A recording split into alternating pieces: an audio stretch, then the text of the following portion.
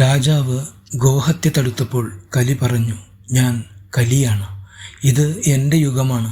ഇവിടെ ഞാൻ എനിക്കിഷ്ടമുള്ളത് ചെയ്യും. അത്യന്തം കോപാകുലനായ രാജാവ് തൻ്റെ വാളെടുത്ത് കലിയെ കൊല്ലാനൊരുങ്ങി. അപ്പോൾ കലിക്ക് ഭയം വന്ന് രാജാവിനോട് മാപ്പ് ചോദിക്കുകയും തന്നെ വെറുതെ വിടണമെന്ന് അപേക്ഷിക്കുകയും ചെയ്തു. രാജാവ് കലിയോട് പറഞ്ഞു, ഇത് കലിയുഗമാണെങ്കിലും ഏറ്റവും ധർമ്മനിഷ്ഠമായാണ് ഞാൻ രാജ്യം ഭരിക്കുന്നത്. അതുകൊണ്ട് എൻ്റെ രാജ്യത്തിൽ മേലിൽ കടക്കില്ല എന്നുറപ്പ് തന്നാൽ ഞാൻ നിന്നെ വെറുതെ വിടാം. കലി അത് അംഗീകരിച്ചു.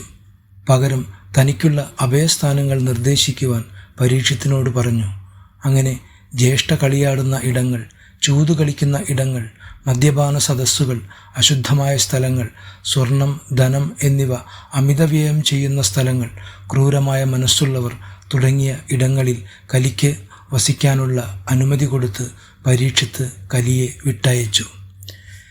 ശേഷം പശുവായി നിന്ന ഭൂമിദേവി രാജാവിനോട് വിലപിച്ചുകൊണ്ട് പറഞ്ഞു, മഹാത്മാവേ, ശ്രീകൃഷ്ണ ഭഗവാന്റെ കാലശേഷം ഭൂമിയിൽ അധർമ്മം വളരുകയാണ്. എല്ലായിടത്തും അക്രമങ്ങളും ദുരാചാരങ്ങളും മാത്രം. എല്ലാം കണ്ട് എനിക്ക് അതിയായ വ്യസനമാണ്. എൻ്റെ ശക്തി ക്ഷയിക്കുകയാണ്. ഇനി എന്നെ രക്ഷിക്കാൻ ആരുണ്ട്? അപ്പോൾ പരീക്ഷിത്ത് രാജാവ് ഭൂമിദേവിയെ സാന്ത്വനപ്പെടുത്തി, അമ്മേ, ശ്രീകൃഷ്ണ പരമാത്മാവ് എൻ്റെ അച്ഛൻ്റെ മാതുലനാണ്. അതുകൊണ്ട് ധർമ്മത്തിന് കോട്ടം തട്ടാതെ ഞാൻ രാജഭരണം നിർവഹിക്കുന്നതാണ്.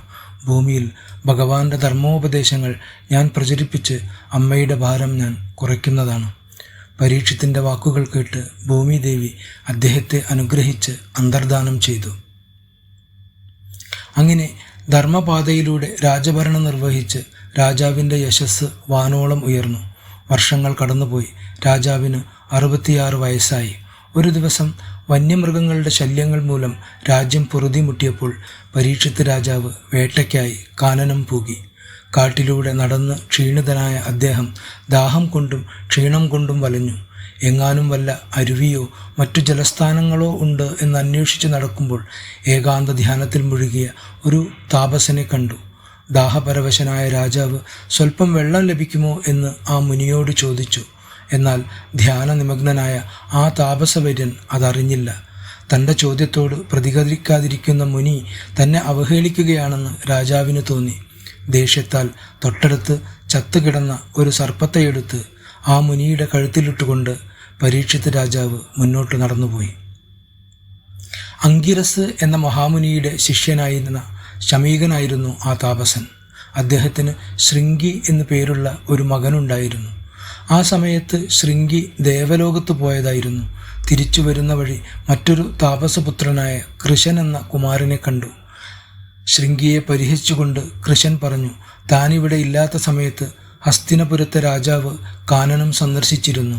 അദ്ദേഹം നിന്റെ അച്ഛന് അതിവിശിഷ്ടമായ ഒരു ഹാരം അണിയിച്ചിട്ടുണ്ട്. വേഗം പോയി നോക്ക്. ശൃംഗി എത്തിയപ്പോൾ ഒന്നുമറിയാതെ കഴുത്തിൽ സർപ്പശവവുമായി ധ്യാനത്തിലിരിക്കുന്ന അച്ഛനെയാണ് കണ്ടത്. അത്യന്തം കോപാകുലനായ ശൃംഗി താപസപുങ്കവന്മാരെ രക്ഷിക്കേണ്ട രാജാവ് ഇപ്രകാരം പ്രവർത്തിച്ചതിനാൽ ഇന്നേക്ക് 7-ാം ദിവസം ഈ പ്രവൃത്തി ചെയ്തവൻ തക്ഷകദംശമേറ്റ് മരിക്കാനിടവരട്ടെ എന്ന് രാജാവിനെ ശപിച്ചു. എന്നിട്ട് പതുക്കെ ആ സർപ്പശവത്തെ അച്ഛൻ്റെ കഴുത്തിൽ നിന്ന് മാറ്റിയിട്ടു.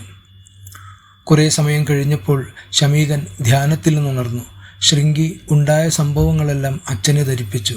എല്ലാം കേട്ടപ്പോൾ ശമീകന് മനോവിഷമമായി. രാജാവ് ഭക്തന്മാരിൽ ഉത്തമനും നീതിമാനും കരുണയുള്ളവനുമാണ്. അദ്ദേഹം എന്തെങ്കിലും മനോവിഷമത്തിൽ ചെയ്തു പോയതാവും. അതുകൊണ്ട് തന്നെ അദ്ദേഹത്തെ ശപിക്കാൻ പാടില്ലായിരുന്നു. മാത്രമല്ല, മഹർഷിമാരായ നമ്മൾ അത്തരം സന്ദർഭങ്ങളെ സംയമനത്തോടെയാണ് നേരിടേണ്ടിയിരുന്നത് എന്നും മകനോട് പറഞ്ഞു. കൂടാതെ തപസ്സുകൊണ്ട് ആർജിക്കുന്ന ശക്തികൾ ഇത്തരം നിസാര കാര്യങ്ങൾക്കായി വിനിയോഗിക്കരുതായിരുന്നു എന്നും പറഞ്ഞ് മകനെ ഉപദേശിച്ചു. പിന്നീട് അദ്ദേഹം തൻ്റെ ശിഷ്യനായ ഗൗരമുഖനെ കൊട്ടാരത്തിലേക്ക് പറഞ്ഞുവിട്ടു. മകൻ്റെ ശാപവും തക്ഷകദംശനം ഏൽക്കാതിരിക്കാനുള്ള വഴികളും പറഞ്ഞുകൊടുത്തു.